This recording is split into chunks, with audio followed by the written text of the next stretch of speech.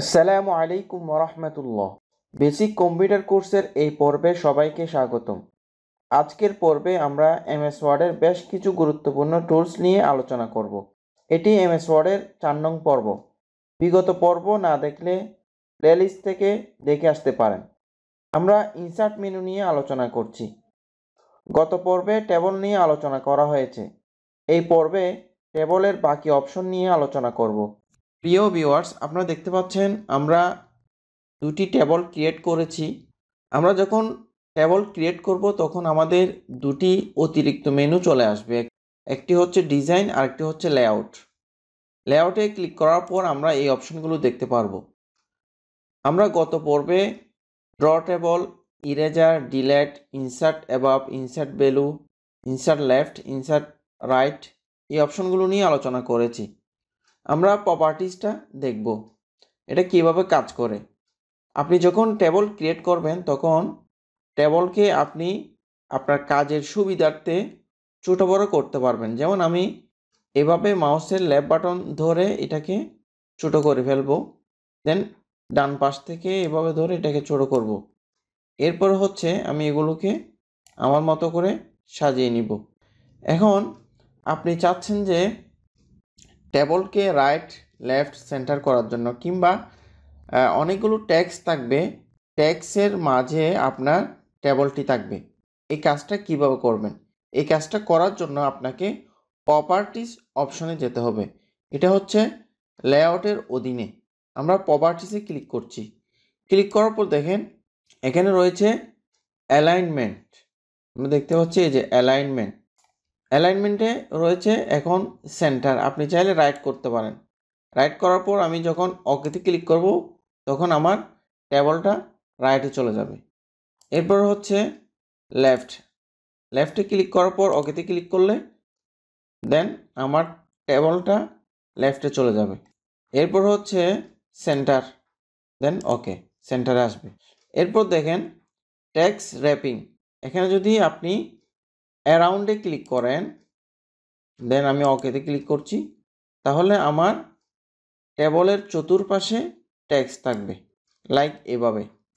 আপনি যদি আবার নানে ক্লিক করেন তাহলে পূর্বের অবস্থায় চলে আসবে। এভাবে করে আপনারা প্রপার্টিজ অপশনটি ইউজ করতে পারেন। এরপর আমরা আলোচনা করব অটোফিট নিয়ে। অটোফিটের কাজ কি? আপনি যদি অটোফিট অপশনে ক্লিক করেন তাহলে এভাবে অনেকগুলো অপশন আসবে। আমরা দুটি নিয়ে আলোচনা করব। একটি হচ্ছে অটোফিট কন্টেন্টস, আরেকটা হচ্ছে অটোফিট উইন্ডো।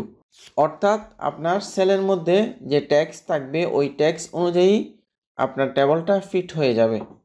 অথবা আপনি চাইলে এটাকে উইন্ডো জুড়ে সাজাতে পারবেন। এই কাজটা কিভাবে করবেন? যেমন আমি যদি এখানে কোনো একটা ট্যাক্স দিই, যেমন স্কুল, এরপরের কলামে আমি দিব মাদ্রাসা, এরপরেরটাতে দিব ইউনিভার্সিটি। এখন আমি যদি পুরো টেবলটা সিলেকশন করি তাহলে এই অপশনে ক্লিক করব, দেন অটোফিটে যাব। আমি যদি প্রথম অপশন ক্লিক করি তাহলে কি হয় দেখেন অটোফিট কন্টেন্ট, অর্থাৎ কন্টেন্ট অনুসারে আমার টেবলটা ফিট হয়ে গেল। এরপর হচ্ছে আবার অটোফিট উইন্ডো। তাহলে আমার যতটুকু উইন্ডো আছে, যতটুকু পেজের কভারেজ আছে ওই অনুযায়ী আমার টেবলটা ফিট হয়ে যাবে। এভাবে করে আপনারা অটোফিট অপশনটি ইউজ করতে পারেন। এরপরে হচ্ছে হাইট উইডথ, অর্থাৎ আপনি যদি সেলকে বড় ছোট করতে চান, হাইট এবং উইডের মধ্যে যদি বড় ছোট করতে চান তাহলে এই অপশনগুলো ব্যবহার করতে পারেন। যেমন আমি যদি আপ ডাউনে ক্লিক করি, আপ এরো কিতে ক্লিক করি তাহলে কি হয় দেখেন সেটা বাড়ছে। আবার যদি আমি ডাউনে ক্লিক করি তাহলে কমে যাবে। ঠিক সেমভাবে আপনি যদি উইডে ক্লিক করেন তাহলে সেটা এভাবে বাড়বে, আবার যদি ক্লিক করেন তাহলে সেটা কমে যাবে। অর্থাৎ উপরেরটাতে ক্লিক করলে বাড়বে, নিচেরটাতে ক্লিক করলে কমবে। এভাবে আপনি নির্দিষ্ট সেলকে হাইট এবং উইডের মাধ্যমে বড় ছোট করতে পারেন। এরপর আমরা দেখব ডিস্ট্রিবিউট রোস, ডিস্ট্রিবিউট কলাম। আমরা দেখতে পাচ্ছি এখানে দুইটা রো একই সমান, কিন্তু প্রথমটা হচ্ছে একটু বড়। আমরা যদি তিনটাকে সমান করতে চাই সমানভাবে তাহলে আমাদেরকে ডিস্ট্রিবিউট রোস অপশনে ক্লিক করতে হবে। আমি পুরোটা সিলেকশন করছি, দেন ডিস্ট্রিবিউট রোস। দেখেন আমার এখন 3টা রো একইভাবে রয়েছে, একই সমান। ঠিক সেমভাবে আপনি যদি কলামকে আপনার মতো করে ডিস্ট্রিবিউট করতে চান তাহলে করতে পারবেন। যেমন আমার এই কলামটা হচ্ছে বড় এবং সেকেন্ড হচ্ছে এটা একটু বড়, এরপরটা হচ্ছে একেবারে ছোট। তাহলে আমি যদি 3টাকে সমান করতে চাই তাহলে কিভাবে করব? এজন্য আপনি পুরোটা সিলেকশন করবেন, দেন ডিস্ট্রিবিউট কলাম। দেখেন 3টা কলাম একই সমান হয়ে গেল। এরপরে হচ্ছে যে অ্যালাইন করা, অর্থাৎ আপনি আপনার সেলের মধ্যে টেক্সটকে উপরে, মধ্যখানে, নিচে, অর্থাৎ টপ, মিডল, বটম, রাইট করা, সেন্টার করা, লেফট করা, এই কাজটা কিভাবে করবেন? ধরে নেন এটাকে আমি এভাবে করে বড় করলাম, তারপর আমি মাদ্রাসা ওয়ার্ডটি সিলেকশন করলাম, তারপরে আমি দেখেন এখানে top right, top centre, top left, এরপর হচ্ছে যে সেন্টার রাইট, সেন্টার লেফট, তারপর হচ্ছে bottom right, bottom centre, bottom left, এরপর হচ্ছে ডিরেকশন। এভাবে করে আপনি ডিরেকশন ইউজ করতে পারেন।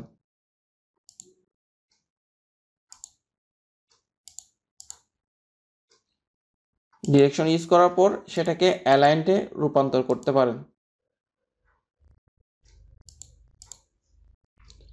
আমরা এটাকে ছোট করে দিচ্ছি এভাবে করে। এখন দেখেন সেল মার্জিন, এটার কাজ কি? আমরা প্রত্যেকটা সেলের মধ্যে যখন টেক্সট টাইপ করি তখন একটু মার্জিন থাকে। এই মার্জিনটা চাইলে আপনি কমাইতে বাড়াতে পারবেন। যেমন আমি যদি এই ওয়ার্ডটা কেটে দিই, আমার কার্সর পয়েন্টটা আমরা দেখতে পাচ্ছি, কার্সর পয়েন্ট এবং টেবলের দাঁড়ের মাঝে একটি গ্যাপ রয়েছে। এটাকে আপনি চাইলে সেট করতে পারেন, বাড়াইতে কমাইতে পারেন। এই জন্য আমি ক্লিক করব সেল মার্জিনে। এখানে দেখেন টপ বটমের মধ্যে 0 আছে, লেফট এবং রাইটের মধ্যে 0.08। আপনি চাইলে এটাকে একেবারে 0 করে দেন। আমি বোঝার সুবিধার্থে এটাকে 0 করে দিলাম, দেন ওকেতে ক্লিক করছি। দেখেন এখন কার্সর পয়েন্টটা আমার যে টেবলের দাড়ি রয়েছে, যে বর্ডার রয়েছে, ওটার সাথে লেগে গেল। এজন্য আমাদেরকে একটি নির্দিষ্ট পরিমাণ মার্জিন রাখতে হবে। এজন্য আমরা কি রাখবো? 0.8 রাখতে পারি, 0.7 রাখতে পারি, দেন ওকে। এভাবে করে আমরা সেল মার্জিন সেট করতে পারবো। এরপর আমরা আলোচনা করব রিপিট হেডার রোস। এটার কাজ কি? আমরা যখন 100 কিংবা তার অধিক ডাটা টাইপ করব, এক্ষেত্রে যদি আমাদের প্রথম পেজের মধ্যে একটি হেডিং দেওয়া থাকে, তখন আমাদেরকে রিপিট হেডার রো অপশনটি ব্যবহার করতে হবে। চলুন আমরা দেখিনি এটা কিভাবে কাজ করে। আপনারা দেখতে পাচ্ছেন এখানে আমরা টেবল ক্রিয়েট করছি 3টা কলাম দিয়ে। প্রথমটা হচ্ছে নেম, পরেরটা হচ্ছে মোবাইল, এরপরটা হচ্ছে অ্যাড্রেস। এভাবে আরও বাড়াইতে কমাইতে পারবেন। এরপর আমরা ট্যাব দিয়ে পরের সেলে, পরের রোতে আসলাম। আসার পরে আপনি চাইলে আরও বাড়াইতে পারবেন, জাস্ট ট্যাব ক্লিক করলে হয়ে যাবে। এখন আমি প্রথম পেজ টাইপ করব, কিন্তু আমি চাচ্ছি পরের পেজে হুবহু চলে আসবে।